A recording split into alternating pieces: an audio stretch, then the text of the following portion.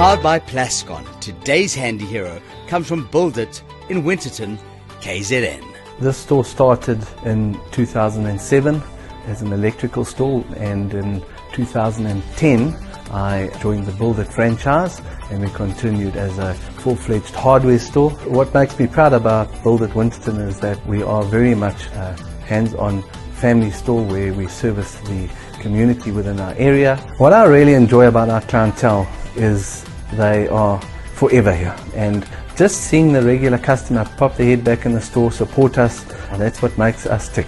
What makes our store the best hardware store in the area to support the Plascon brand is that we stock a wide range of Plascon products, and our staff are very knowledgeable in the paint sector. They understand what paints to use and what products to use. So supporting us would mean that you would get the right support and the right knowledge.